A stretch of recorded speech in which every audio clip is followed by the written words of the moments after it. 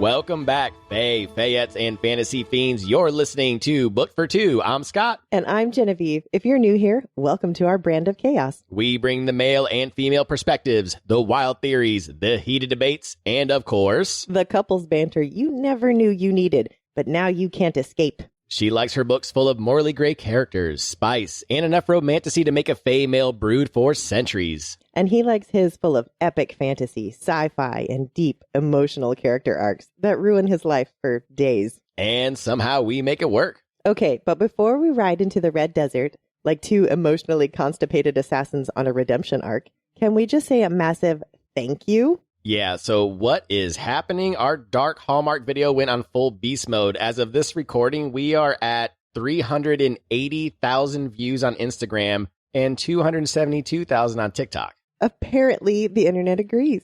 Romantasy really is just Dark Hallmark.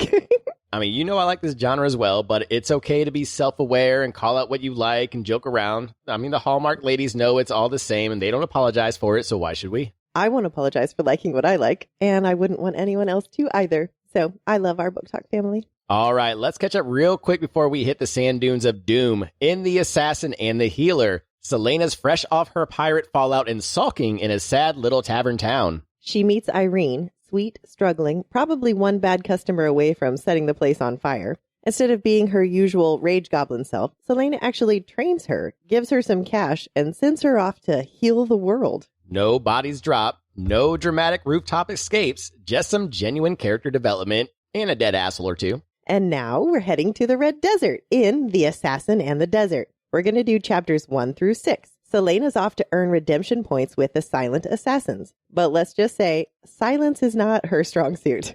All right, full transparency. We thought we were going to do one novella per week. That was the plan, the goal, the dream. But then this one rolled in like, hey, there's 20 layers of assassin culture, political tension, secret motives, and just enough emotional damage to slow your reading pace to a crawl. It's dense, y'all. Like silently deadly and emotionally layered kind of dense. So we decided to split it in half. Yeah, we might have bit off more than we could chew, but instead of choking on it, we're going to savor the drama. So this is part 1 of 2, and we'll probably do the same for the others if they get too thick. Basically, consider this a warning and a gift, because we're about to break down every assassin stare, silent insult, and awkward camel ride. But first, as always, we must do our shameless plug, because without it, we won't be able to reach other wonderful people in our book lovers community. So please be sure to subscribe, follow, and review our show on your favorite podcast platform. Your support means everything to us. Make sure you're following us on social media for behind-the-scenes content, sneak peeks, and updates. Plus, every Sunday, we'll post the chapters we're covering in the next episode so you can read along with us. And if you haven't already, come hang out in our Discord. Want to scream about plot twists in real time, theories, unhinged book rants at 2 a.m.? We've got a space for that. Our Bookish Chaos crew is growing fast, and it's a vibe. Grab the link from our socials or in the episode description and come join us. Zero judgment, just pure reader energy. And if you ever listen to an episode and think, wow, I have thoughts, good news, we want to hear them. Join us live every Wednesday at 8 p.m. Central on TikTok. Sometimes we debate theories, sometimes we spiral about character deaths, and sometimes we accidentally turn it into group therapy. Oh, and stickers and bookmarks are available, whether you want to deck out your water bottle, Kindle, laptop, or just pretend to be organized with a cute bookmark, we've got you covered. Get them at bookfor2.com or through the link in our socials. And before we dive in, this episode contains spoilers for Throne of Glass and Crown of Midnight. So if you're not caught up, well, consider this your official warning. Also, fair heads up, this is an adult content show. We swear, we talk about murder, morally questionable characters, and let's be real, there's a very good chance we're going to discuss some spicy scenes in graphic detail. If we are lucky. If you're looking for a wholesome book club experience, well, that's adorable, but you might be in the wrong place. All right, the spoiler warning has been dropped, the tea is hot, and the chaos is ready. And now, let's dive into The Assassin's Blade by Sarah J. Maas. Yes, let's turn the page. Son and Done in Chapter 1. Welcome to the Red Desert. Try not to die. Turns out, just 2 miles in, desert math is actually walk until you hallucinate water and question your life choices. Welcome to Assassin Bootcamp, Chapter 1. We find ourselves in the Red Desert, where Celaena is already grumbling about the heat. And frankly, same. It's just her and her guide, who clearly got the memo about say less, survive longer, because he basically just points southwest and is like, yeah, they're that way. So just to recap, Celaena's punishment for torching Arobynn's little slaver side hustle with Sam Cortland is to hike into the Red Desert in the middle of summer, to go train with a bunch of silent murderers. I mean, as far as punishments go, it's giving death march with extra steps. It's been 2 months since Skulls Bay, and this girl has clearly not had a day off. Nope.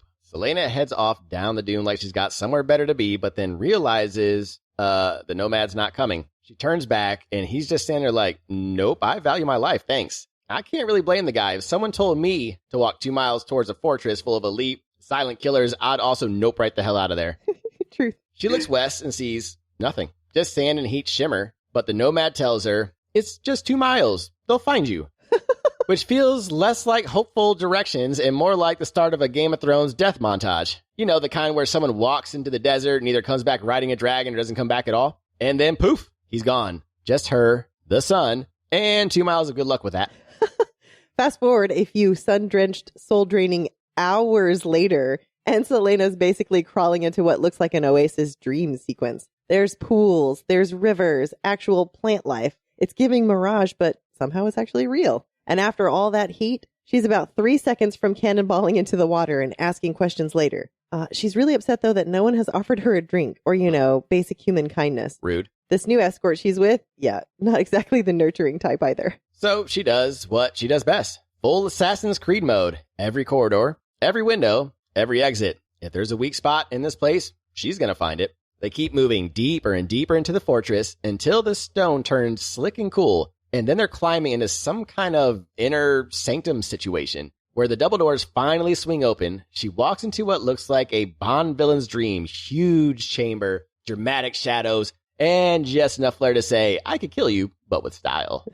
Celaena can feel the assassins hidden in the shadows around the columns, which, let's be honest, kind of works for her. Finally, people who aren't underestimating her. That's an ego boost if I've ever seen one. And then, sitting on a dais, like the vibe king of desert murder monasteries, is the mute master himself. Celaena had fully expected some withered desert crypt keeper and instead gets a guy who's probably just hit his 50s and has a killer skincare routine. He's chilling amongst cushions and palms like he's just one good book away from turning this into a silent book club. The escort bows, so Celaena follows suit and removes her hood and waits. The mute master gives her the nod. She can speak now. Arobynn had been very specific about what she can say to the mute master. No aliases, no games. Well, aside from going by Celaena Sardothian, which is basically her professional stage name at this point, the message was clear. Earn the mute master's respect, come home with a letter vouching for Celaena Sardothian, or don't come home at all. The whole thing was less training trip and more prove you're still useful or get out of my sight. Real warm and fuzzy. So she does what she's told. Hand to heart, drops to her knees and says the line Arobynn fed her. It burns her pride to ask for training. Training? Like she's not already a lethal weapon in eyeliner? She hides her face when she says it because the words taste like ash and the humility is fake at best. She finishes this speech, stays low and waits until 2 bare feet appear in front of her. The master steps forward and lifts her chin with all the gentleness of a man who could end her life without blinking. His eyes study her, measuring trust, maybe calculated risk. One twitch, one wrong move and it's game over. She stays still, still as death. When he brushes a few strands of her hair from her face, her bruises, still yellow and raw, basically screams someone messed her up. The master sees them and something shifts. No words, but you can feel it. She wonders if he knows why she's here, if Arobynn told him anything, or if he's just reading it all in the damage Arobynn left behind. He lets her go, steps back, and with a crooked smile, like he's about to enjoy this way too much, he snaps his fingers. And that's when 4 dudes charge her. That escalated quickly. Yes, it did. All right, let's start back at the beginning. We just wanted to talk about the first guy. Yeah, that dude must have seen the mummy way too many times because he was like, nope, not going near there. Hey, that's true. I've seen the mummy enough times and I feel like I would feel the exact same way. I'd be like, I've seen this movie. No, thank you. Is the Scorpion King here? Who's here? Those guys have been living in that area for a long time. They know where to go, where not to go. They're like, no, you're on your own on this one. Done. I just thought it was funny because he was just like, gone. Because like she turns around, it's like a cartoon. Where the fuck did he go? Yeah, just he's gone. All Randomly gone. That's awesome. Arobynn, do you think he sent word to the Master, or do you even think the Mute Master knows why she's there in the first place?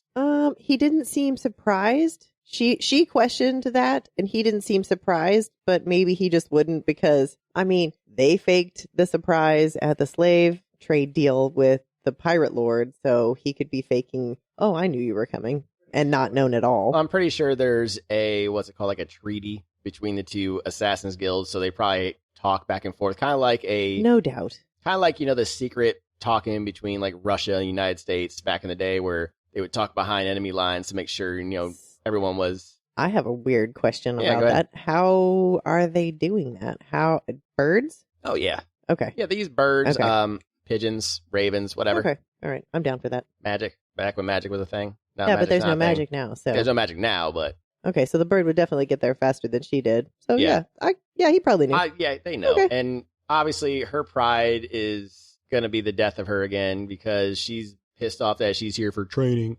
It's like, well... I am Otterland's assassin. Come on. I don't need any kind of training. Yeah. That's that little ego there poking out. We see you, Celaena. And then, of course, the Mute Master does what I would expect him to do. Like, as soon as she shows up, you're going to show your worth right now before dudes attack. Test her out. All right. Yeah, test her out. All right. Are you ready to turn the page? Let's go. Bruised and True in Chapter 2. Welcome to Assassin Dorm Life. So, remember when 4 armed strangers lunched at Celaena? Yeah, we're picking up right there. This is Chapter 2. These guys may be unarmed, but they are not holding back. One goes for her face, and she's already moving. Catches his arm, and mid-swing spins him like a damn Beyblade, and hurls him straight into his buddy. Both hit the ground in a satisfying pile of limbs and regrets. She jumps back, careful not to crash into the Master, because, this isn't just some welcome committee with flair. It's a test. One meant to size her up, see what she's got in the tank. Of course she was worthy. She was Celaena Sardothian. Gods be damned. Ego +1. Man number 3 makes things spicy. He pulls daggers. And with how much fabric she's wearing, her mobility is basically at dramatic curtain. So she goes full Matrix, backbend. Her single hair strand is sacrificed. Flare fully intact. She drops low and sweeps him off his feet, all while looking like this is part of her morning warm-up. The last one charges like he thinks he's got something to prove. She's up just in time for his next swing, except she's faster. Pops him right in the nose, sharp and clean, then doubles him over with a fist to the gut. That's 4 for 4, no weapons needed. She's panting now, probably thinking about how stupidly thirsty she is. Someone get this girl a damn Capri Sun already. The Master starts smiling, which must be the official you passed around here because the Shadow Crew finally steps into view. The guys she just floored start standing and sheathing their blades, hopefully without any vendetta. She's still scanning the shadows, adrenaline buzzing, when her gaze lands on someone new. A young woman with a conspiratorial grin. This girl is stunning. Like weaponized beauty in full armor that should absolutely be impractical, but somehow makes her look even more dangerous. There are wolf's heads on nearly every piece of her gear, and instead of looking like she wandered out of a costume contest, she looks like she could lead a war and win it.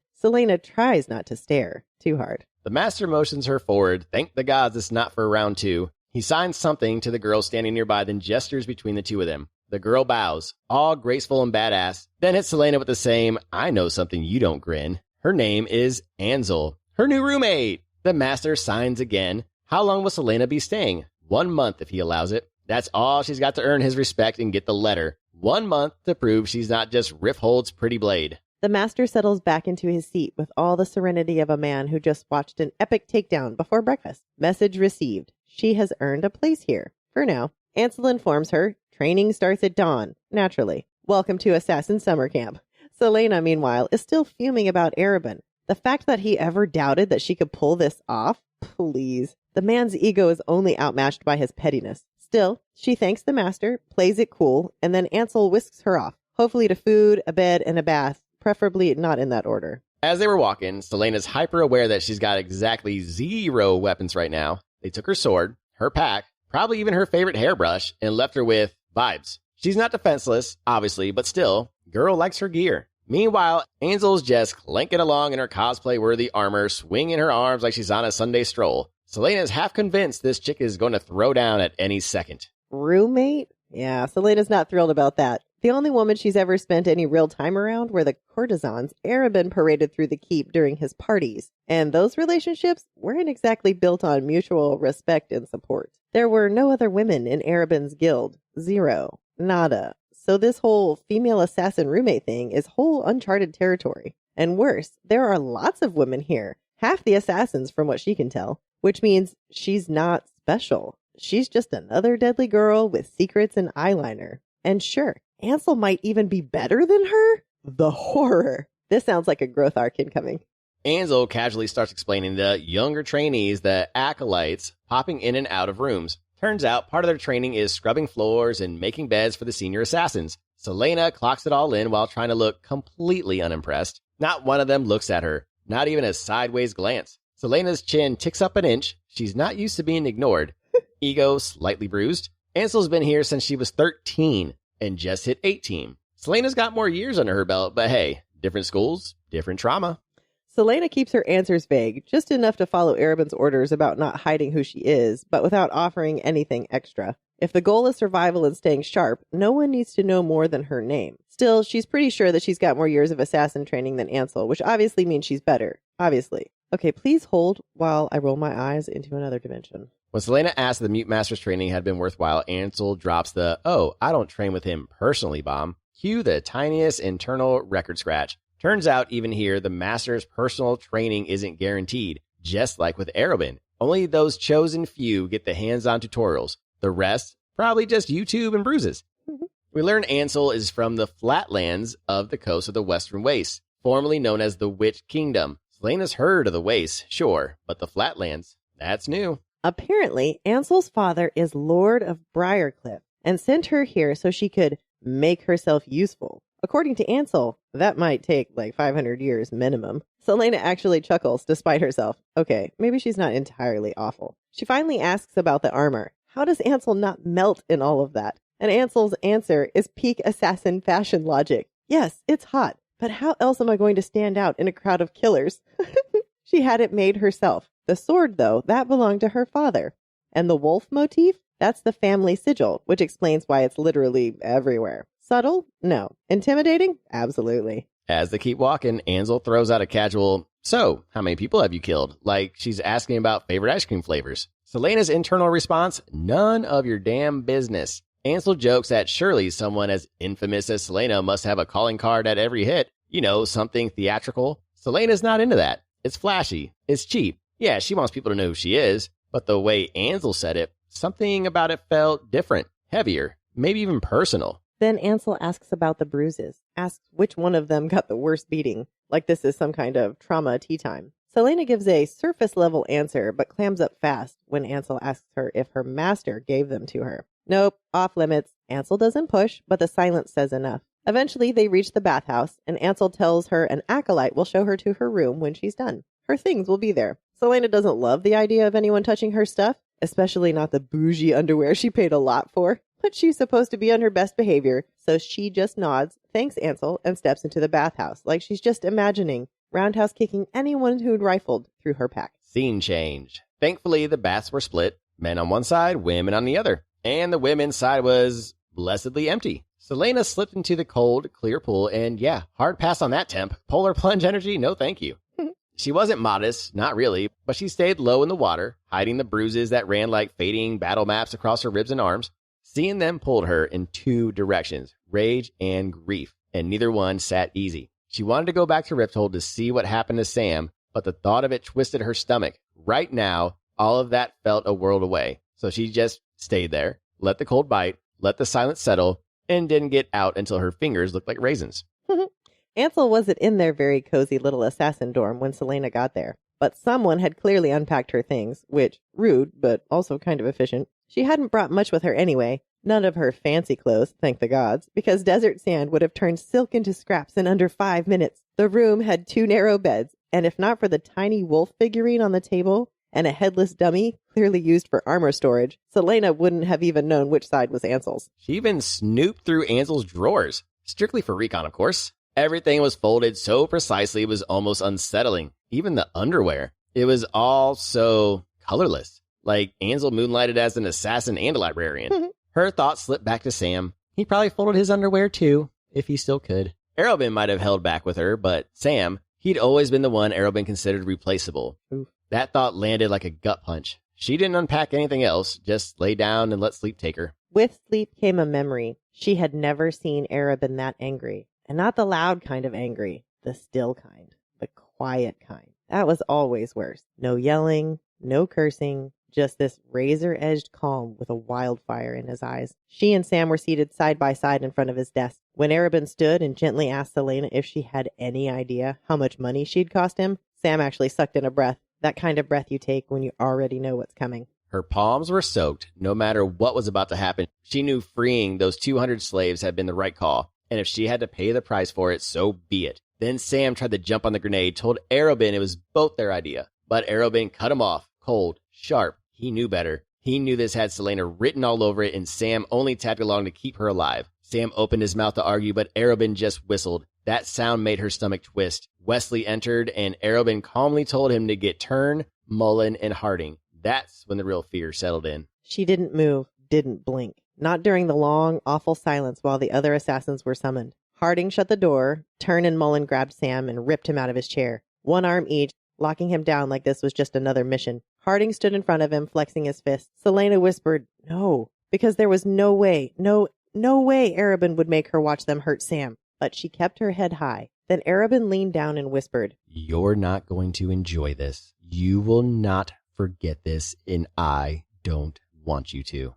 She whipped her head towards Sam, ready to beg Harding not to hurt him. When the blow landed, Arobynn's hand cracked across her face, fast and brutal. She tumbled from the chair, couldn't even catch her breath before he hauled her up by the collar and struck again. This time her cheek split. She felt the blood before the pain even registered. Sam was shouting, raw, desperate, but she couldn't hear what he said. Arobynn kept going. Another hit, then another. She didn't move, didn't dare. She tasted blood and let it sit on her tongue like a reminder. Sam thrashed against the ones holding him, but they didn't let go, and Arobynn didn't stop. He just kept hitting her, over and over. Her ribs, her jaw, her stomach, her face. Each strike was deliberate, calculated to cause pain, not permanent damage. That's how good he was. That's how cruel. Sam never stopped yelling, but she couldn't understand the words anymore. Just the sound of him fighting for her while she couldn't even lift her arms. And the worst part, the last thing she remembered is guilt. Guilt that her blood was staining his carpet.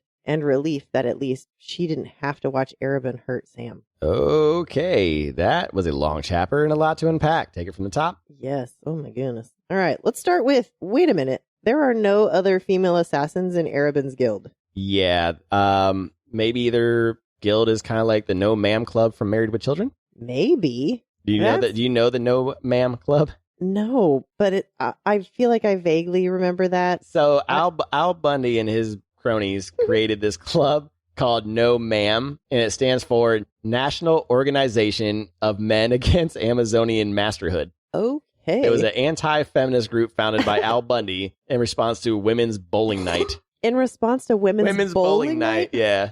It's a absolutely hilarious episode. We should probably watch We should watch that. That sounds great. No, but I mean, he's sexist. I mean, he sounds like a piece of shit. Did he take her in because he knows who she really is? He probably took her in for ransom or some shit. Okay. He took her in for a not noble reason. I guarantee it. Yes, I agree. Because he would have taken in other females. Yeah. Right? This is weird. Yeah, I didn't realize that until that part came up. So she's feeling all left out here because she's nobody. Nobody's even paying attention to her. She doesn't have cool armor like Ansel does. She doesn't have cool red hair like Ansel does. Well, I think that's the whole point of this story, The Assassin and the Desert, is this is her time to be humble. Mm-hmm. So I think every novella has something to do with Celaena's growth as a person. And I think this is her finally being humble, because you even mentioned it from the get-go, from the very first novella, that, oh my God, she's extremely bougie here. Mm-hmm. And she's not this bougie when we meet her. I mean, granted, she was in Endovier for a whole year, but still. Yeah. Yeah, that'll get the bougie out of you a little bit at least. So I think this is going to humble her quite a bit. I agree. I mean, she did bring bougie undies to the desert. And she was mad if they were going to rifle through them. Yes. So. All right. So the mute master hooks her up with a new roommate. So they do have a female assassin. Mm-hmm. Ansel is also bougie with that armor that she had made for her. That she is, but apparently not too bougie, because when Celaena sneaks into her room and starts checking on her underwear drawer, apparently was too folded and too boring Yeah. for her taste. So the only thing really bougie about her is That the armor. Okay. But she sounds like a sassy piece of work, just like Celaena is, just in a different type of sass. Well, I'm appreciating the little smirky conspiratorial grins that they keep talking about. But from her? Yeah, from Ansel. It's like, Yeah. she's all conspiratorial grinning, especially when the master was like, all right, you guys are going to be roommates. And she's like, yeah, that sounds like fun. No, I have a very, very strong feeling I'm going to like Ansel a lot. I think so, She's too. great. Great character. Next biggest thing, we finally learn how she got the bruises. Oof, yeah. And Arobynn, as I expected, is a huge fucking piece of shit. Yeah, and it said that she didn't even put up a fight. Like, she didn't even bother to try to defend herself. She just stood there and took it. What's she going to do? I mean, Arobynn is so precise, like she said, that he is hitting her in places that's not going to do any permanent damage, but it's enough to cause her pain. So even if she did fight back, she's not going to do shit. Well, I mean, she could have fought back, but she didn't. She chose not to fight back. And that's very interesting. Well, no, she chose not to fight back because she thought Sam was going to get hit when Sam got held, and then turned around and she got hit. Because he said you were going to remember this, and she thought he was going to take it out on Sam, and then he turned around and hit her ass. So do you think if she knew that she was about to get hit, she would have stopped him? Because she could have defended herself at any time, and she chose not to. No. Okay. Nope. She would have got her ass whooped. And she knows she would have got her ass whooped even harder if she would have defended herself. So she just took her licks. Okay. All right. That's the way I feel. I mean, she's been with the dude for 8 years. I think she would know at this point what she can do and what she cannot do against Arobynn. Okay. Unfortunately. No, that makes sense. And fighting would have made it worse. Well, I don't like him. Yeah, and I'm not going to, devil's advocate this one and say, oh, well, this is assassin training. Like, no. Boy or a girl child should not be hit like this at all. Yeah, I'm with you. Yeah, Arobynn's a piece of shit. Yep, piece of shit. All right, you ready to turn the page? Fuck you, Arobynn. Yeah, I'm ready to turn the page. Let's go. It's only chapter 3 miles.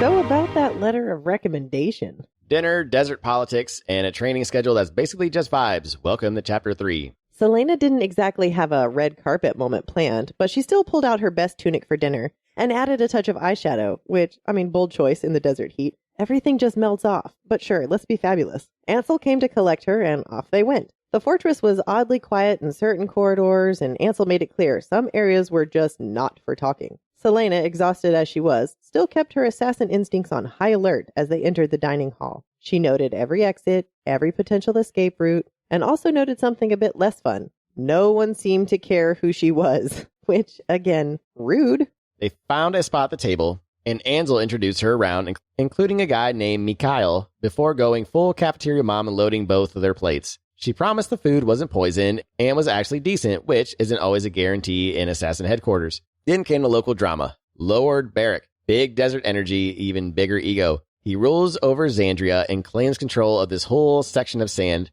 Apparently after screwing up a troop movement for the king of Outerland, he's trying to win back favor by wiping out the silent assassins. As in, yeah, he's the local boss fight. Oh my goodness. To that end, Beric's tried everything from venomous snakes in baskets to flaming arrows in the middle of the night. It's giving desperate villain energy. But the brutality? That's real. Assassins who fall into his hands don't come back whole. And Ansel, plot twist, is the liaison between Lord Beric and the Mute Master. Well, that must be a fun job. Celaena waited a beat just long enough to make sure no one was keeling over mid-bite, then started eating. And holy shit, it actually was delicious. Like, suspiciously good for an assassin compound in the middle of the damn desert. As she worked through her plate, she scoped out the room, killers from all over, each repping their own vibe and homeland. It was like an international assassin potluck with trust issues. Off to the side, a table of dignitaries sat whispering behind their hands, eyes darting toward the assassins like they weren't sure if this was a dinner or a trap. Ansel explained the deal. If a court offers you a position, you can take it, but only if you want to. No oaths, no leash. Celaena asks if Ansel or Mikhail would ever take an offer like that to join another court. Ansel is a hard pass. Her father would consider it prostitution if she bound herself to a foreign power. Charming. Mikhail, on the other hand, says he likes it here. And then he glances at Ansel. We saw that. Celaena saw that, and Ansel blushed a little bit. He says that he has a reason to stay. Sure you do. None of the other dignitaries were from Otterland either, because, surprise, surprise, Everything between Elway and Terracin is Arobynn's territory. Celaena, ever the confident chaos gremlin, mentally pats herself on the back. Damn straight it is. We also find out the vow of silence isn't actually required. You can take it, break it, whatever. Ansel tried to stay silent for a month and lasted 2 days. Celaena was completely unshocked. While people around them fucked around casually, Celaena locked eyes with someone new, one of the quiet ones. There was something sharp in the way he watched, something kind. She found him desirable, like Sam level desirable. If Sam were here, he'd laugh himself stupid. His name was Ilias. Turns out he's the Mute Master's son and not exactly known for noticing girls. But Ansel was sure Celaena had left the Trail of Broken Hearts back in Rifthold. She hadn't. A couple of infatuations, like Archer. Still, Ilias, giving her a once-over. That hit her confidence a little harder than expected. Then Michael, I'm not saying Mikhail because that's hard for me to pronounce, threw out a question that made the whole table go quiet. Mikhail, casually sipping... I'm gonna do it too. Michael, casually sipping his soup, just drops, When your master beat the living daylights out of you, did you actually deserve it? Yeah, that question. Celaena's answer, though, chef's kiss. If Arobynn Hamel is telling the story, then yes, I suppose I did deserve it. I cost him a good deal of money, a kingdom's worth of riches, probably. I was disobedient and disrespectful, and completely remorseless about what I did. She kept eye contact, holding it until Michael's smile slipped. But if the 200 slaves that I freed are telling the story, then no, I suppose I didn't deserve it. And then she goes right back to eating. Mike freaking dropped. It's dawn, and Ansel drags Celaena out for what turns out to be a 3-mile run to the next oasis. Each of them is carrying a wooden bucket like they're auditioning for a medieval CrossFit cult. Celena's confused. She thought this was day one of training with the master. Nope, that's not how it works. He doesn't just hand out lessons. You have to prove you're ready by ditching everything you used to be. The master trains who he chooses when he feels like it. Ansel's begged, bartered, tried every angle, and still nothing. There's no rhyme or reason to it, just silence. Celaena is not okay with this. She didn't haul herself across the desert to run water drills like an underqualified intern. She's here for one thing, that letter of recommendation. That little note that says, yes, you may continue being an elite, murderous queen, back home. But Ansel tries to reframe it. If she wants the master to train her, she needs to chill the main character energy for a second and blend in. Train like everyone else. Pretend it's not the only reason she's here, even if it absolutely is. So Celaena sighs, adjusts her assassin pride, and commits to the plan. Run 3 miles across the dunes, get water, then run 3 miles back, all while carrying buckets. Classic desert hazing. Wait, did she say run? Celaena makes it 1 mile before sputtering like a half-dead Roomba on sand mode. If this had been a forest trail or even just not dunes, she might have stood a chance. But this was some Return of the Jedi Endor chase nonsense, minus the speeder bikes with more sand in uncomfortable places. She kept moving, mostly thanks to the footprints ahead of her showing the way. Eventually, after what felt like an actual lifetime, her lips cracked, her legs cursed her name, and she finally crested a dune. And there was Ansel, feet in the water, tossing dates like she was judging an Olympic event. Celaena didn't even break stride. She just walked straight into the water until it swallowed her whole. Sure enough, Celaena drank an entire bucket before she was even halfway back to the fortress. The second one was gone before she actually made it there. Pro tip, if you're using all your training water as drinking water, you are not thriving. She waited until later in the day to avoid the worst of the heat. Smart, in theory. But the end result, she walked the entire way back. The whole day had been spent, quote-unquote, running. And her dignity was the only thing that made it to the finish line. Ansel, at least, was sweet about it. Her first time, she passed out at mile 2. Ilias had to carry her back. Speaking of Ilias, Celaena couldn't help but notice him glancing her way all through dinner. Smooth. But Celena's focus wasn't on Ilias or anyone else. It was on the master. As soon as he stood to leave dinner, she slipped away from the table and intercepted him. She tried to make her case that she came here to train with him, not just run laps in the desert or fetch buckets. But the master simply motioned for her to wait. Be patient. When she pressed again, when exactly was he going to start, he just shrugged. Shrugged, like some desert version of Yoda with better posture and zero actual help. It was maddening. She only had a month to train, 1 month to earn that letter, and he was out here shrugging like time didn't matter.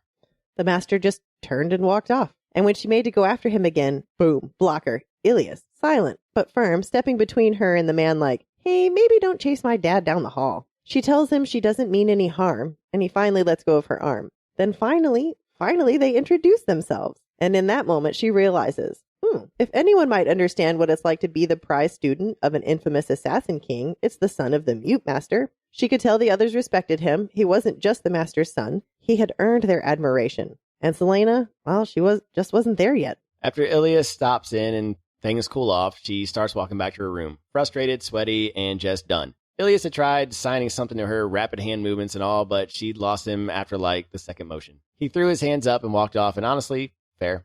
As she walked, thoughts started creeping in. Being Outerland's assassin might not mean much out here, not in the Red Desert, not with these people. Her name didn't carry weight here, and she couldn't even run the damn 3 miles. She wished Sam was here. At least if she was failing, she could fail with him. To push those thoughts down, she does what any good assassin does. Asks a nosy personal question. She brings up Mikhail, and Ansel just goes there. They've been a thing since she was 15, which, okay. Celaena chokes on that. I choked on that. Apparently in the Flatlands, girls marry at 14. Celaena just goes, oh, because what do you even say to that? The silence returns, and with it, Sam. The memory of what he shouted the day Arobynn beat her. Why it took 3 assassins to hold him back. Why he fought so hard. Okay, that was a long-ass chapter. Let's take it from the top. Oh my God, Again. so much. Well, let's talk about all the people that we met, yeah? Yeah, Michael. I'm tired of saying these names. I'm tired of trying to figure out how to say these names. It's exhausting. So he's Michael.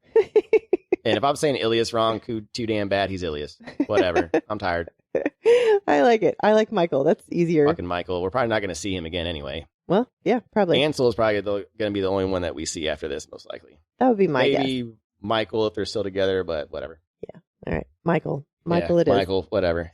I mean, we went with Kale Chip, so I think he could be Michael. All right. So we met Michael and Ilias. So Michael and Ansel are a thing. They've been a thing since she was 15, which, okay, whatever. Yeah. I'm just not going to go into that. Sounds like they've been a thing for 3 years. I don't know why they're trying to hide it from everybody. Yeah, that's weird. Yeah, lame. Yeah.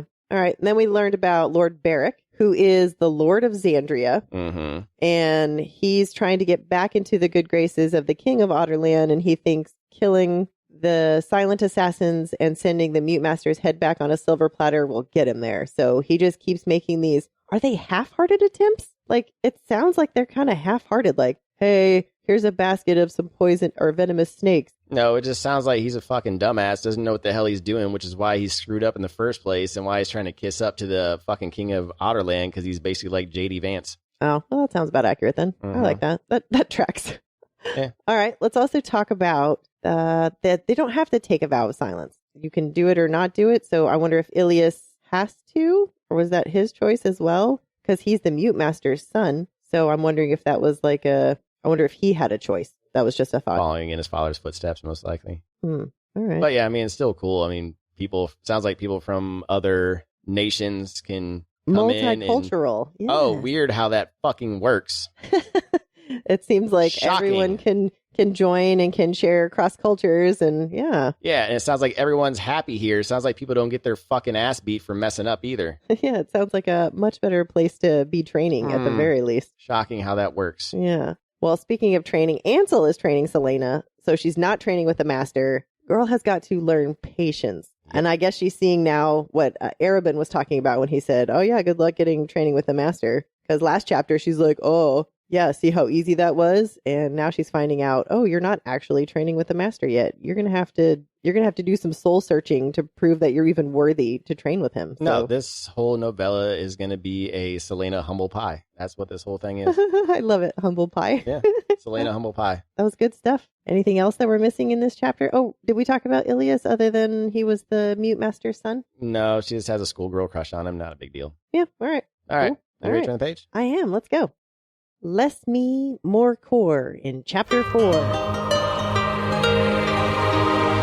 master will see you eventually. Apparently running 6 miles a day will, in fact, make you slightly less terrible at it. Okay, fine. Celaena had to admit Ansel was wrong. The running was getting a little easier each day. Still sucked. Still took all day, but she wasn't dying in the sand anymore. So, progress. Later in the afternoon, she joined drills with Ansel, picked up a few tips, tweaks to her stance, a correction here and there. Sometimes Ilias showed up too, but mostly kept his distance, watching from the sidelines, like some silent anime side character who's definitely got a backstory. Honestly, the silent assassins weren't that different. Same weapons, same styles. If anything, they were just quieter, smoother, but there was one thing that stood out, the lack of cruelty. Which was like whiplash for Celaena, because back at Arobynn's keep, cruelty wasn't just allowed, it was encouraged, even between her and Sam, when they were literal children. The only people she trusted back then were Arobynn and Ben. And even then, it was maybe 80% trust on a good day. Weakness, not tolerated. Compassion, punished. You were expected to be cultured and lethal, to wield poetry like a dagger and daggers like poetry. And if you couldn't keep up, you got left behind.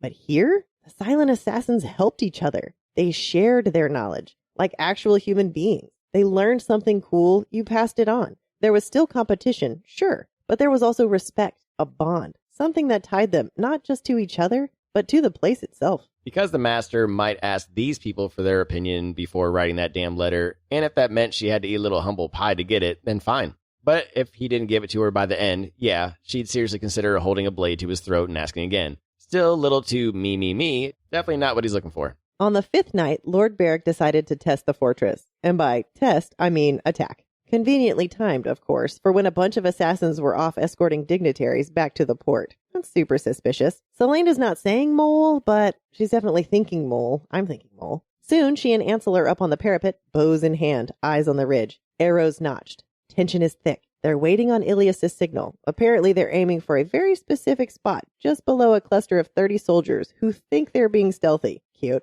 The plan wasn't to kill them. That sparked a full-on war with Beric. This was a warning shot. The target, a long rope soaked in oil, stretched like a fuse line around the fortress. At the signal, they lit their arrows, loosed them toward the ridge, and ducked just in time for enemy fire to come screaming over the parapet. Then, whoosh, the whole rope ignited, fire ripping across the dunes like something out of Lord of the Rings. The kind of dramatic display that says, yeah, we see you, now run. When the arrows stopped flying, Ansel popped up, practically buzzing. That was fun. And honestly, Celaena's adrenaline agreed. Her heart was still racing, but it was satisfying to see Beric's soldiers sprinting back into the sand. Message received. Near dawn, there's a knock at the door. Michael, hands Ansel a sealed scroll and a very casual, very ominous instruction. Master's orders. Destination? Xandria. Ansel immediately invites Celaena. 2 days there, 2 days back. Just the two of them. Or, Celaena could just stay here and keep running herself into the sand while waiting for the mute master to maybe acknowledge her existence. Ansel even frames it as a strategic move. This might look selfless, like a team player moment. Might earn her some points. Celaena's not exactly thrilled, but also, she's intrigued. Now, that was logic Celaena could work with. If going to the trip meant scoring a few bonus points with the master, then she was in. Anything to boost her odds of getting that training, earning that letter, and getting the hell back to Rifthold. What exactly they'd be doing in Xandria? Yeah, Ansel didn't say. But the look in her eye, that mischievous little glint, definitely not a casual sightseeing trip. Ooh, now we have a side quest. But first, let's recap this chapter. All right. So, sounds like it's more fun being in the Silent Assassins Guild and not the Rifthold shit guild. Yeah, it sounds like I definitely would want to be in the Silent Assassins Guild. I assume that this is her first time visiting another Assassins Guild. So this would be a complete shock to her. Yep. Yeah, okay. Wow.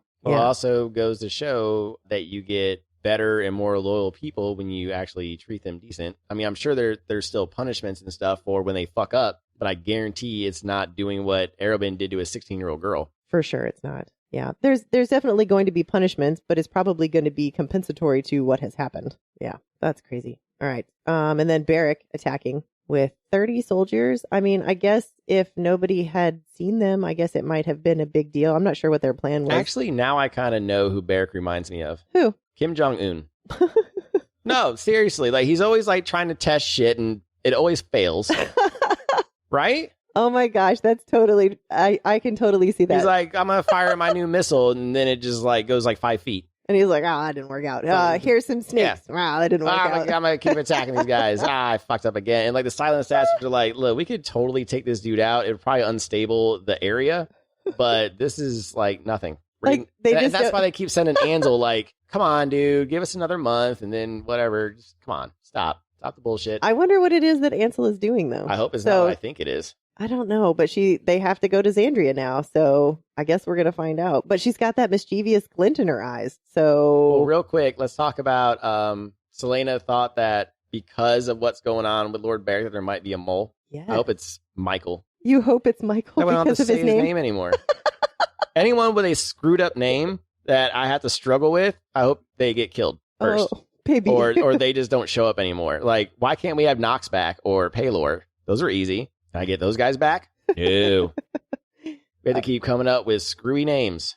Sorry, sweetheart. Oh, it gets worse. Just wait. You just started Iron Flame. It gets crazier. When they start talking about, like, the type of dragons, their lineage, good luck pronouncing that shit. Oh God. Yeah. All yeah, right. no. I'm only on chapter 2. Yeah, I thought this was bad in Throne of Glass, but holy shit, Fourth Wing is insane. I'm pretty excited. I know they're trying to use Gaelic and all that, but still. Now we're getting off topic of Throne of Glass. Whoops. Whatever. I'm just tired of saying weird names. I know it's part of the whole fantasy thing. I've been dealing with it my entire life, but oh my God, man. Can we just get a Steve? I mean, it looks close enough to Michael, so. Like, can we just get a Scott once in a while? Aw. Right? Yes, we need a Scott. You got a Genevieve in Phantasma. Yes, I did. My name is so boring. Aw. It is, though. I bet there's a Scott boring. MMC somewhere. I was named after a General Hospital character, for fuck's sake.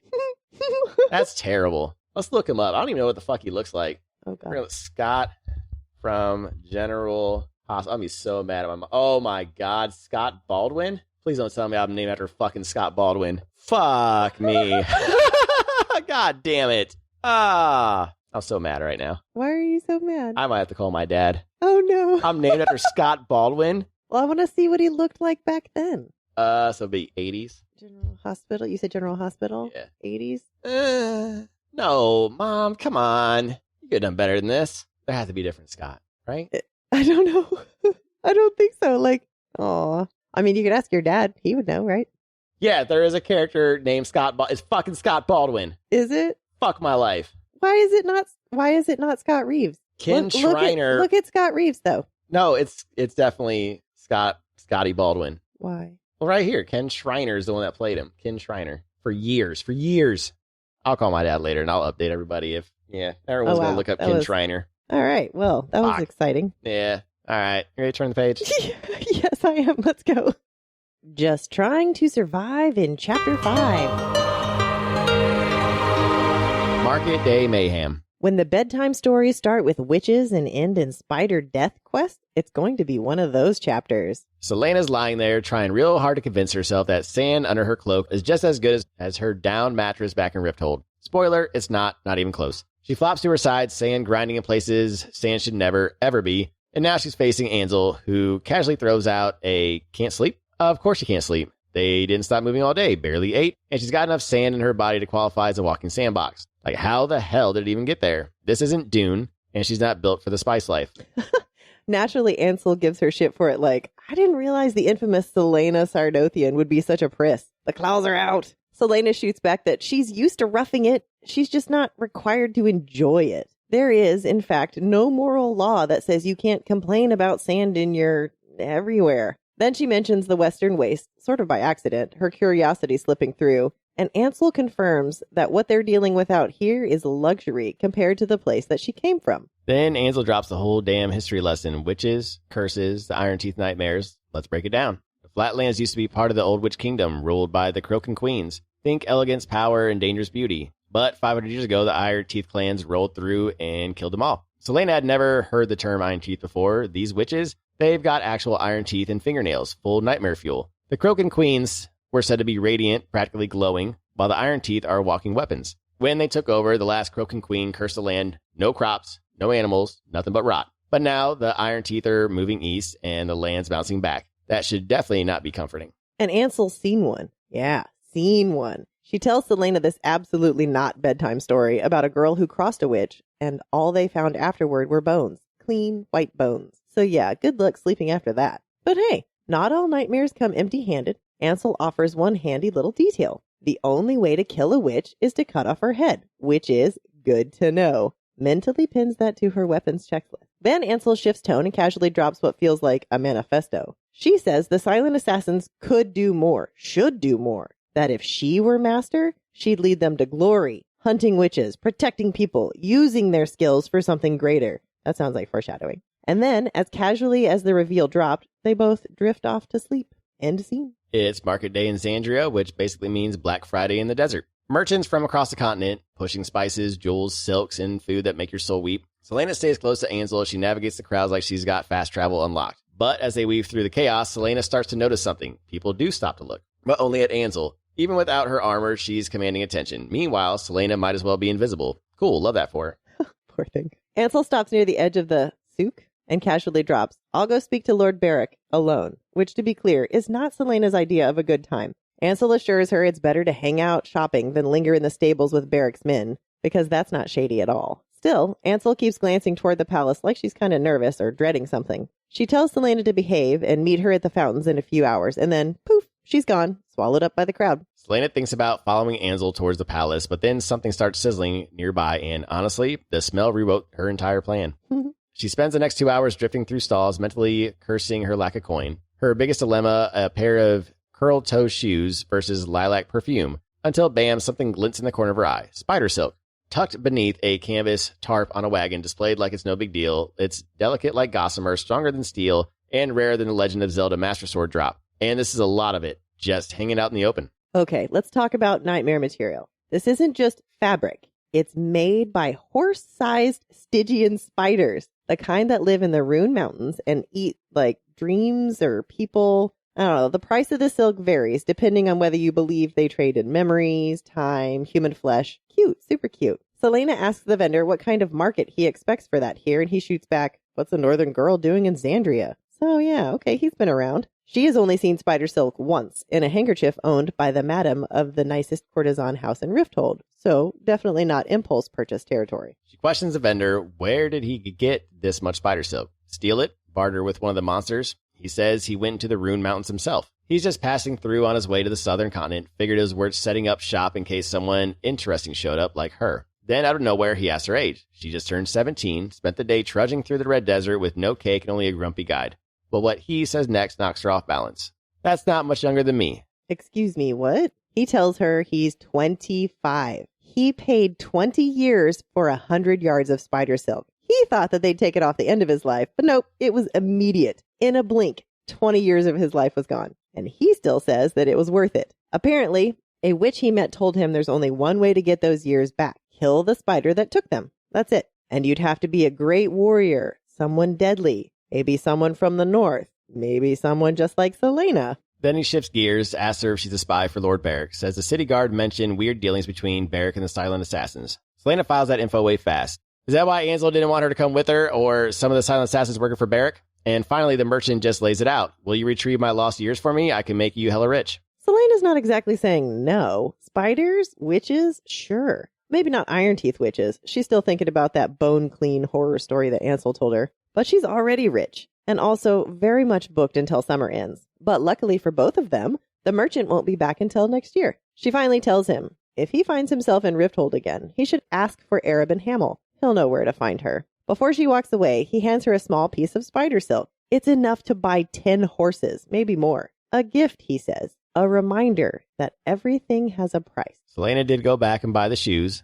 She made it to the fountain right on time. Ansel, however, rolled in 15 minutes late. She grabbed Celaena's arm and started hauling her through the crowded streets like they were late for a royal execution. Celaena asked what happened during the meeting, totally reasonable question, and immediately got snapped at. They wound up sneaking back into the palace walls, heading straight for the stables, and that's when Celaena realized that they were staring at 2 Asterian horses. Not just horses, the horses. This is the most ancient breed in Aurelia. Legend has it that the Fae made them from the 4 winds: spirit from the north, strength from the south, speed from the east, and wisdom from the west. Which feels like a lot of pressure for a horse, but okay. Turns out Lord Beric had picked up 2 Asterian horses earlier that day. Ancient, rare, absolute legends. He bought them from a merchant and was planning to test them out soon, probably to show off or size them up for bribes. Then Ansel looks over, super casual, and asks if she's a strong rider. Celaena answers, yes, obviously. But she is not ready for Ansel to immediately unlock the pen, mount one of the horses, and take off like this is some kind of high-stakes desert heist. Celaena doesn't even have time to think, to ask what the plan is. She just grabs the reins, swings up, and rides after her. All right, we got spiders, secrets, spontaneous horse theft. Let's go back and talk it through real quick. Okay. Just a couple of points. I think I wanted to point out that any land that is under the Iron Teeth banner is cursed. So as the Iron Teeth are moving, the land that is blighted is moving also, is what that sounded like, right? Yeah, that sucks for them. Yeah, that sucks for the Iron Teeth and for anyone who the Iron Teeth, I guess, are going to start encroaching on. Yeah, they probably shouldn't have murdered an entire clan, huh? Yeah, probably not. The Croaken Witches. Yeah. Or Croaken Queens, sorry. Yeah, okay. All right, so we talked about that. What else do we got in here? Big spiders that apparently will take away years of your life for some silk. Yeah, that's crazy. Would you make that deal? Nope. Hell no. But I mean, for 20 years, it's saying that he is never going to basically have to work again. I mean, he has to work to sell it, I guess. Okay, and he just lost 20 years of his life. Do you remember going from 25 to where we are now? We're in our 40s. So imagine 20 years ago. I mean, I guess if I was 60 going to 80, I would. That's a lot of life we've lived. Yeah, that's true. And he lost all his prime years. I mean, 25 to 45 is pretty prime years. But now maybe Celaena will go get them. That's got to be a story, right? That's got to be something that she's going to do. There's no reason to tell this. The spiders and crap will come back into play, and the spider silk and all that, probably with the 3 items or something. I know that's your favorite thing ever, the spiders. Yeah, spiders. Ooh, I wonder if the spider silk area is one of the 2 word keys. I mean, they're in the mountains, so very well could be the Ruined Mountains or whatever it is. Yeah. Oh, something to think about. Okay. All right. And then the last scene, the 2 stupid Asterian horses that Celaena steals. Yeah. So we already know about this, but we just didn't know. What we knew about. We just didn't know who did it with her, so Ansel does it with her, I guess. Yeah, I guess so. All right. Well, are you ready to turn the page? Trust and Tricks in Chapter 6. A shortcut and a star map. Nothing like a little felony horseback riding to bond 2 assassins together in Chapter 6. The guards didn't even realize what was happening until it was already too late. By the time they scrambled into action, Ansel and Celaena were tearing through the palace gates and into the city streets like absolute menaces. They didn't slow down. Up and over the dunes again and again, and by the time Ansel finally eased up enough for Celaena to catch her, she was this close to shoving her off that horse and leaving her to the guards behind them. But no, Ansel just shrugged and said this was a shortcut. She didn't feel like walking. Like that explained anything. And then she pointed, and between the dunes, Celaena caught a glimpse of it. The Gulf of Oro. Okay, maybe the view was worth a little high-speed treason. Ansel peeled off towards the beach, and Celaena followed, Cassida eating up the distance like it was nothing. And for a moment, just one, Celaena felt it. Real, untouchable freedom. Most people would never experience this, and she might never again. Wind in her hair, sun on her face, she actually tilted her head back and laughed. Of course, then Ansel veered toward the desert cleaver, the massive jagged rock in the earth between them and the fortress. Apparently, they'd gone a long way to Xandria just to try this shortcut. When Celaena caught up, Ansel's big idea, test the Asterian's jumping skills. Great. So Ansel heads straight for the narrow opening in the cleaver, and Celaena, she's weighing her options. There are only 3 guards behind them. She could totally take them, probably. But she also can't risk Cassida? There's no way they'd fire at a horse, right? Except, what if she's wrong? She cursed under her breath and followed Ansel in. The sound of hooves pounding against canyon walls was deafening, bouncing in every direction. And in the middle of that madness, all Celaena could think about was how she missed Sam, how she wished Sam were here. If a fight breaks out, she'd want him at her side. An arrow slammed into the rocks just feet from Cassida. So much for they won't risk hurting the horses. That theory lasted all of 12 seconds. The turns in the canyon helped throw off their aim, and then the path straightened, and that meant one thing, the ravine. 30 feet across, easy, and Ansel didn't even flinch. Just launch the other horse like it was the easiest thing in the world and landed with maybe 2 inches to spare. Celaena barely had time to process before the gap was right there in front of her. There was no turning back, no slowing down. Cassida knew what was coming and picked up speed, hooves pounding the earth like war drums. Then, nothing. Just air. They were flying, wrapped in wind and adrenaline, and Celaena's half-panicked hope that maybe this wasn't how they died. They made it. Her horse landed on the other side, but they were intact. And the guards? Yeah. Their basic breed horses weren't making that jump. They didn't stop riding until they were out of the cleaver and up onto the next dune. Ansel finally brought her horse to a stop, breathing hard but looking way too pleased with herself. Wasn't that wonderful? Celaena punched her straight in the face. Ansel went flying off her horse and hit the sand with a grunt, clenching her jaw, then immediately started laughing. They didn't ride all the way back to the fortress. Ansel insisted they stop for the night. Like nothing says post-crime cooldown like stargazing in the dunes. So there they were, lying side by side on the slope of a dune, staring up into the night sky. Ansel didn't know the constellations, so Celaena took the lead, pointing them out one by one. And of course, we get to him, the Lord of the North, the Stag. The only constellation visible year-round. Always steady, always there. Celaena tells her, so the people of Terrasen will always know how to find their way home. And the way she said it? Yeah, Ansel caught that immediately. Celaena picked up on that instantly. The way Ansel used the past tense when she spoke of her father. She was about to say something, asked maybe, when Ansel just said it. When she was 12, Lord Locke took everything. Her land, her family, killed them all. She only survived because she'd been hiding. She ran, alone, into the foothills of the White Fang Mountains, where fate handed her something unexpected. An Iron Teeth witch. The witch didn't try to kill her, she helped her. Gave her gold and told her to find the silent assassins. Told her that her fate would be waiting here. That gold, it bought the armor Ansel wears like a second skin. Ah, and now it makes sense. Why Ansel trains so hard. Why she's always looking ahead to something more. She's not just biding time. She's preparing. For the day she takes everything back from Lord Locke, with her father's sword in her hand. Celaena didn't even realize she was crying until she tried to take a breath. I knew I was crying. Thank you very much. Ansel glanced over, saw the almost healed bruises on Celaena's cheekbone, and asked the question we all feel in our bones. Where do men find it in themselves to do such monstrous things? How do they find it acceptable? Celaena didn't answer. She just reached out and took her hand. We'll make them pay for it in the end, she said. And Ansel squeezed back. I hope they do. I hope they all get exactly that and more. Smuggling, stargazing, shared trauma. Let's rewind and talk through chapter 6 real quick. All right, both basically, they're just crazy. And Ansel's crazy and just wanted to test out the Asterian skills. She just wanted to take a shortcut. They basically, shaved off an entire day is what it sounds like. Yeah, I mean, Going it worked. this way. Yeah, it worked. Whatever. It worked, and she assumed that the horse could actually do it, obviously. Otherwise, she wasn't going to go down that cleaver and cross that ravine if she didn't actually think the Asterian horse could do it, right? She knew that they were okay. And then just the bonding at the end there while they're out on the sand dunes. Yeah, and she finds out about, And we learn that her family's dead. Yeah. So everything she told the Mute Master about her family is a lie. And this is her actual backstory. So yeah, she's doing the same thing as Celaena. Like, that's why she's giving Celaena grace when she says, I'm here for this note. And she's like, yeah, we're all here for our own thing. So I This is her thing. wonder if they're going to trauma bond because they both have the same trauma with their parents being murdered. And then something's going to happen to where Celaena or somebody or betrays somebody. You think one of them will betray the other? Something's going to happen. Oh, I mean, we still got 6 chapters, so something's bound to happen. Yeah. All right. Well, are you ready to do He Said, She Said for this? Let's First go. 6? All right, let's do this. All right, folks, it's time for He Said, She Said, the game where we test each other's knowledge of this week's chapters by guessing who said what. Or more accurately, it's the game where I win because Scott either overthinks it or totally blanks out. Excuse me? I'm just giving you the illusion of superiority. It's called strategery. Is that what we're calling it? Anyway, we've each picked 3 quotes, and the other person has to guess who said them. 30 seconds, no hints, no lifelines, maybe some multiple choice if he begs. And apparently no mercy either. Let's get to it before Genevieve starts drafting her victory speech. Welcome back to He Said, She Said, and third part of Assassin's Blade, and part 1 of The Assassin in the Desert, right? Yep, part 1 of 2. All right, so we might as well just go ahead and start. Luckily, we have a lot more to choose from compared to last one, where it was just like 2 people talking. Yeah, we got a lot to choose from. I feel like this one could be anybody's game.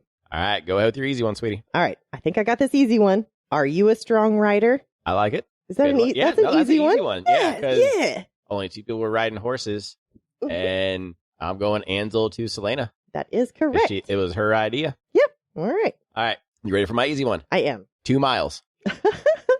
It's one of my favorites. Oh, that was great. That's the Nomad guide from the very beginning to Celaena telling her, hey, it's 2 miles that direction. I'm not going any further. Deuces. No, again, one of my favorite parts. I could just see this guy and she's just be like, hey, aren't you going to keep going? He's like, nah, 2 miles. And then like she turned around and he was gone.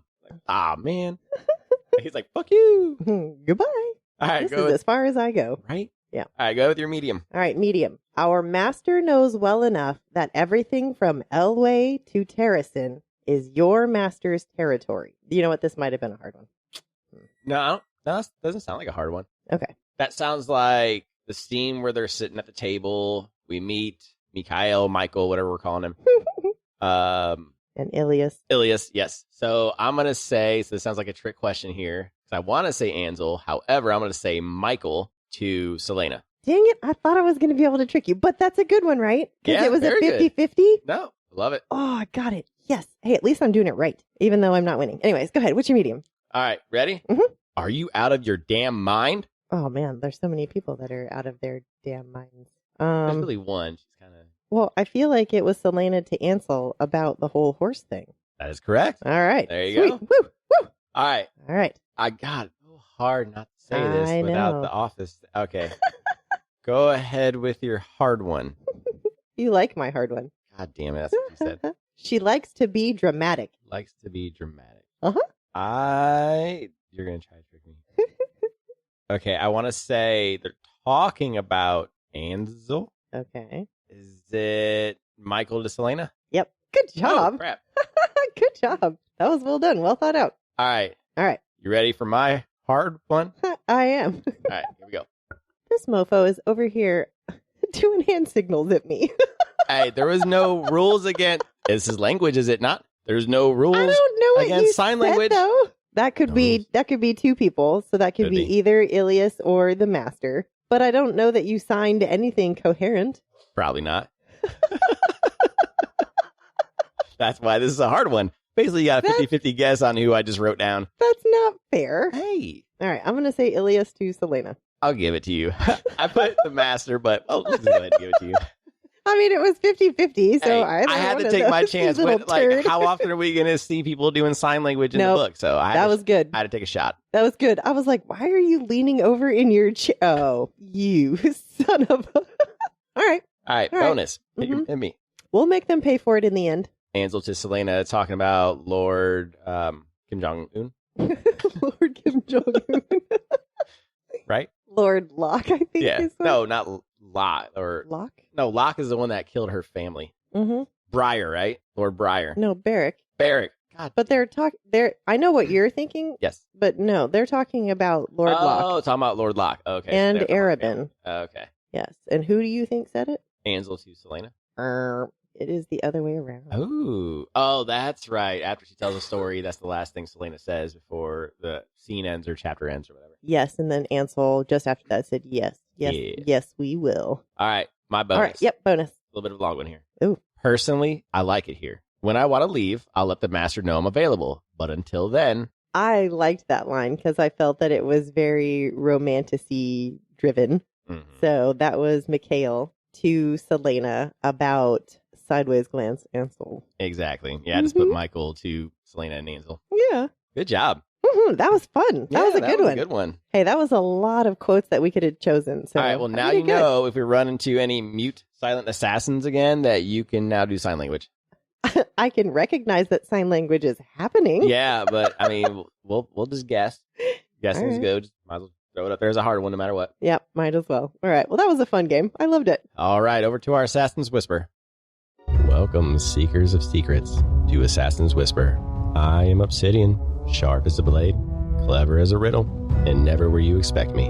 And I am Garnet, the shadow you sense but cannot see, and the voice that carries truths only the bold dare to hear. Together, we are the keepers of whispers, guardians of the secrets of Aurelia, entrusted to pass them on to only the most cunning assassins. This is your covert briefing, a recap of what has transpired in the world of Aurelia. Pay attention, assassin. The truth is a weapon, and we're here to make sure you wield it well. Listen carefully for every whisper. Welcome back, my deadly darlings. The whispers have been waiting for you. The Red Desert doesn't care who you are, not even if you're Otterland's assassin. It grinds down the edges, buries your pride in dunes, and serves humility in the form of blistered feet, silent judgment, and a training schedule with no mercy and even less water. Celaena Sardothian came here to earn the Mute Master's respect.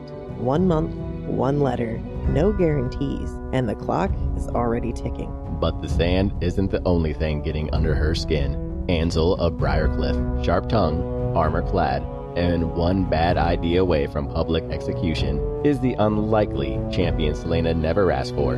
But maybe, just maybe, the desert's most chaotic roommate is exactly what she needs to crack through the ice. Because here's the truth, Celaena was sent here to be humbled, to be broken down, to be rebuilt into something Arobynn Hamel could control again. That letter, it's the leash, and she knows it. She hasn't seen Sam since she blacked out during Arabynn's punishment. All she knows is this: Arobynn made him watch, and she still doesn't know if Sam's walking free or lying broken somewhere far behind. But there's no room for grief here. The silent assassins don't speak, but they see everything. Every stumble, every mistake, every flicker of weakness Celaena tries to swallow down. Even here, she's being watched. But don't be fooled. This isn't just a story about training. There are whispers in the streets of Xandria. Whispers of Lord Barrack and the assassins, of stolen horses, of strange dealings cloaked in silence. Celaena might have come here for discipline, but she may have just galloped straight into a trap. One with silk threads and spider legs stretched all the way back to the White Fang Mountains. So mark this night well, deadly darlings. The wind is shifting. Ansel has secrets. The Mute Master is waiting. And Celaena? She's standing at the edge of something vast. Something that could make her, or unmake her, entirely. Next time, the desert answers, the master decides, and blood will follow the truth. Until then, walk the shadows and trust only the whispers.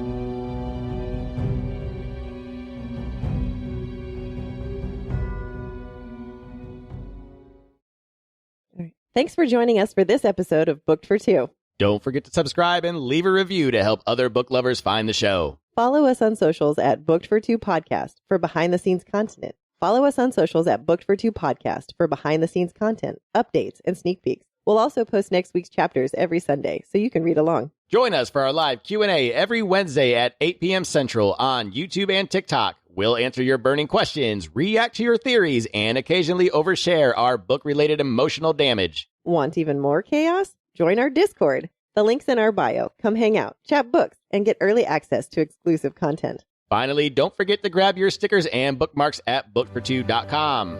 Until next time, keep turning the page.